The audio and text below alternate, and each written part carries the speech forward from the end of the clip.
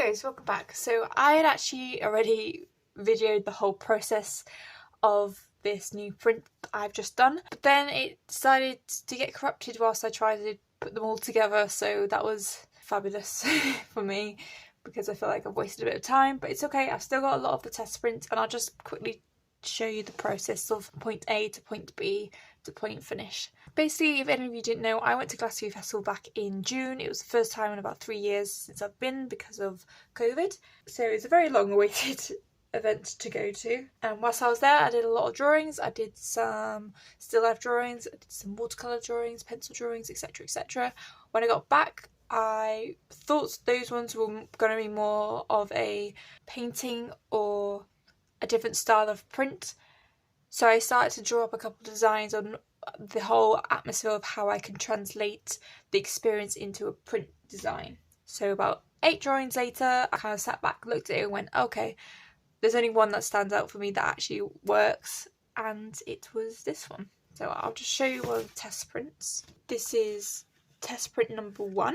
With a test print, I tend to just layer up lino print after carving everything out. I use a pencil to draw everything on, and before I start carving out, because as soon as you carve something out, you can't carve it back in, so you have to carve out every single bit that you draw on. Originally, I had decided to cut out all these little in-between bits here, but I decided actually before I cut them out, and it's a definite cutting out situation, I'd leave them in and see how they print. That way I can see if it's definitely something I want to do, because I can't imagine how it would work. With this print, I thought it could have, I think I need to cut out these lines a bit, but then I went, actually, I think I need to make this line of the triangle more crisp, because even though it's not printed as well as a professional print, you still get the general idea of what's going to actually show up in terms of the real printing process, which is where you can definitely see the nice crisp angles of the triangle.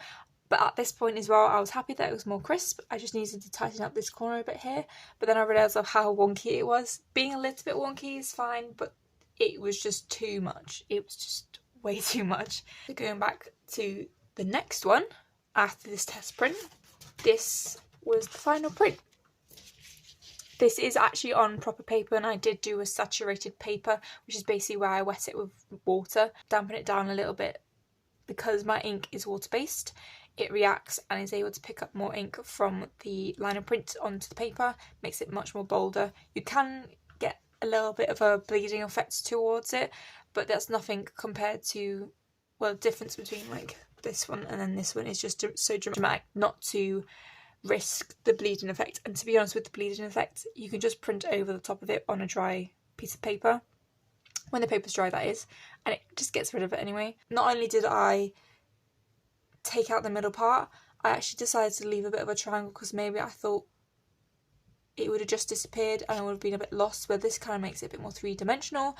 You can also see lots of little lines which I have carved out of the lino print, which I'll just show you in a second, but I think they actually go well with the whole theme of the Glastonbury Festival, because this is meant to be like light shining outwards, and then these two lines are meant to be the pyramid stage and the crowd, and then the circle is meant to be the sun. And because when you do carve out the inside bits, if you do it in the direction of maybe what the light beams are doing, any bits that pick up kind of adds to the character, so it's not completely bold and crisp. I actually don't like that. I don't like it quite crisp and clean cut. There's a difference between being clean cut and then being neat, and plus it gives a bit more of a movement about it, a bit more expressive and a bit more interesting as well.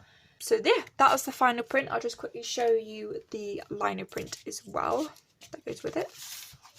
You can see where I've carved out bits and pieces of it. If I want to carve out these white bits a bit more, I can do, there's nothing wrong with that. The whole process does take about an hour to do, from the start of the drawing all the way down to the final print and press.